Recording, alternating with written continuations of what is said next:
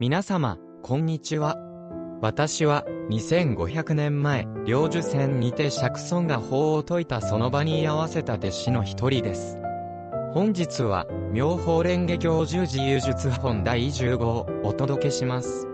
この章では、無数の菩薩たちが現れ、釈尊の教えを広めるために誓いを立てる場面が描かれています。彼らの姿、その心は、今を生きる私たちにとってもメッセージが込められている大切な部分ですので、どうぞ最後までご視聴ください。その時、他の世界からやってきた8つのガンジス川の砂の数にも匹敵する大勢の菩薩や摩訶薩たちが立ち上がり、合掌して深く礼をして、釈尊にこう申し上げました。世尊よ、もしも我らにお許しをいただけるならば、世尊が入滅なされた後、この娑婆世界において、この尊い経を守り、読み、唱え、書き記し、供養するという大願を果たしたく存じます。どうか、その任をお与えください。我らはこの経をあまねく説いてまいります。それを聞いた釈尊は、集まった菩薩たちにこう語られました。その必要はない。私にはすでに、この娑婆世界のために尽くす6万のガンジス川の砂数に等しい菩薩や摩訶薩たちがいる。そしてそれぞれの菩薩にもまた同じ数の弟子たちがいるのだ。彼らが私の入滅の後に、この経を守り、読み、唱え、そして広く説いていくであろう。すると突如として、この三千大千世界の大地が大きく揺れ動き、地面が裂け、そこから数知れぬ菩薩たちが、一斉に湧き出てきました。彼らの体は、黄金のように輝き、如来と同じ尊い特徴を備え、無限の光を放っていた。彼らはずっとこの娑婆世界の地下の空間に住んでおり、釈尊のお声を受けて、今この時に姿を現したのでした。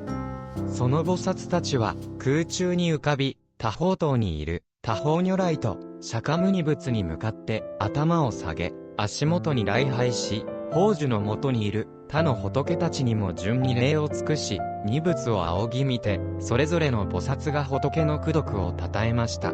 この荘厳な光景の中で50小光という時間が過ぎたのですが、釈迦牟尼仏は一言も発さず、静かに座しておられました。改宗には、それが、ただの半日ほどにしか感じませんでした。この菩薩衆の中でも、ひときわ目立つ4人の同志的存在の菩薩たちがいました。彼らの名は、それぞれ、上行、無辺行、上行、安流行と言いました。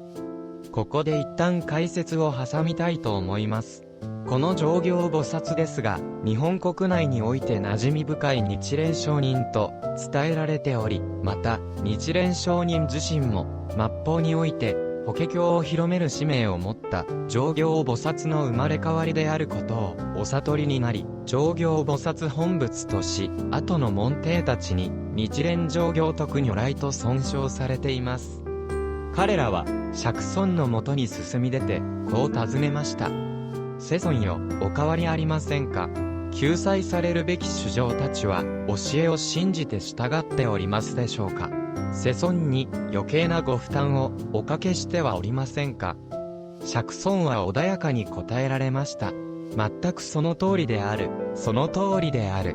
仏道を歩む者たちよ、如来である。私は、今、安穏であり、わずかに小さな病や悩みがあるだけである。また、衆生を教え導くことは、私にとって容易なことである。疲れるようなこともない。なぜなら、この衆生たちは、過去世においても、常に私の教えを受けてきた者たちであり、また、すでに過去の諸仏にも供養し、敬い、多くの善根を積んできた者たちであるからだ。ただし、自分一人での悟りや下脱を目指す修行を学んで、その考えに固執している者たちは、すぐには入ってこられないかもしれない。しかし、そのような者たちでさえ、今この法華経を聞けば、やがては、大乗の仏の知恵へと導かれていくことができるのだ。と答えられました。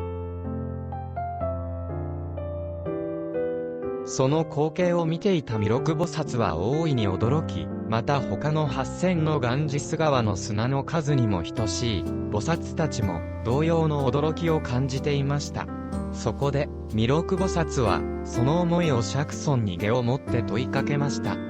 世尊よ、この膨大な数の菩薩たちは、一体どこから来たのでしょうか。どのようにして、ここに現れたのでしょうか。彼らの数は計り知れず、弟子たちの数もまた無限であります。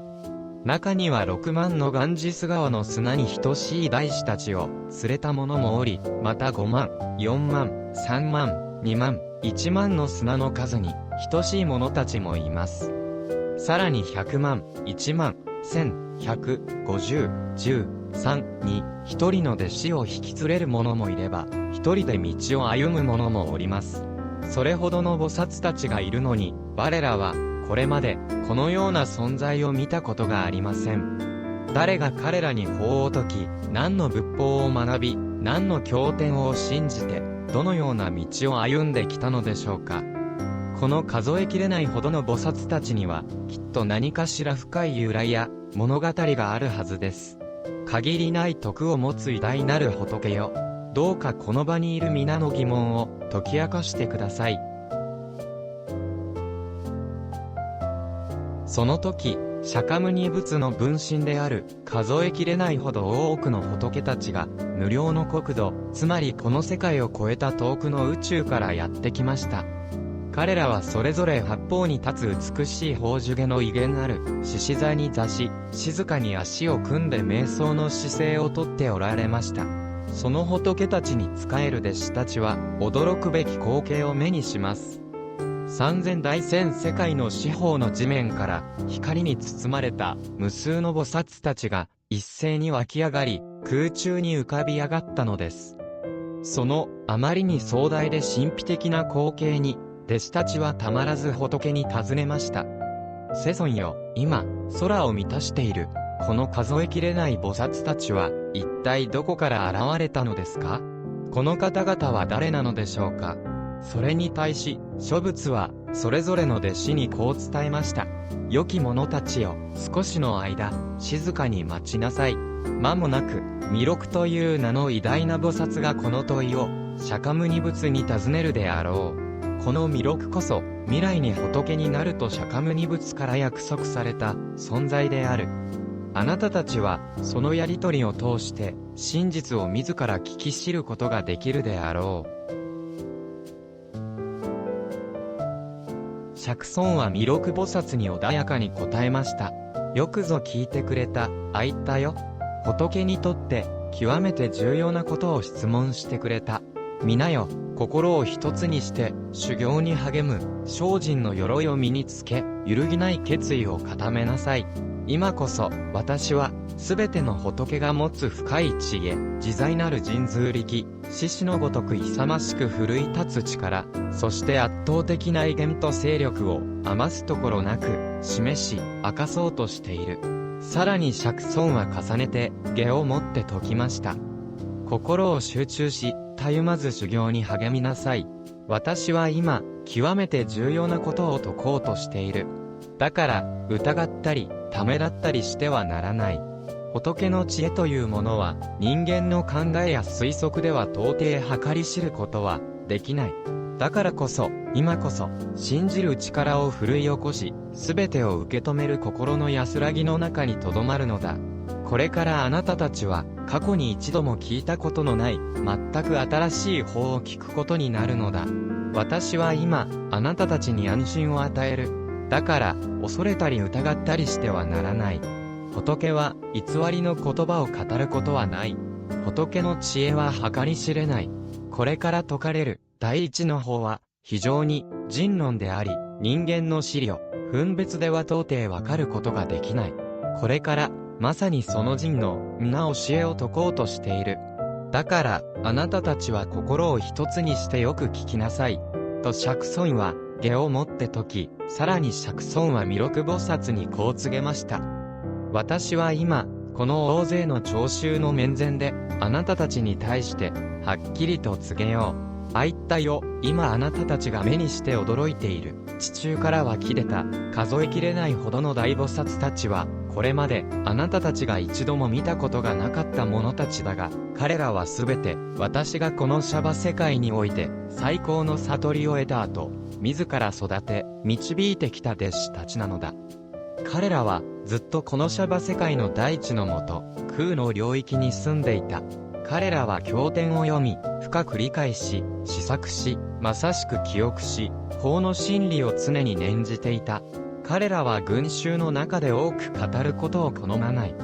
常に、静かな場所を好み、修行に励み、一度たりとも休んだことがない。また、彼らは人間界や、天界の快楽に依存することもない。いつも深い知恵を喜び、いかなる疑いにもとらわれない。また、常に、諸仏の教えを愛し、ただひたすらに、無常の知恵、悟りを求めて努力しているのだ。またさらに釈尊は重ねて下をもって、次のように説きました。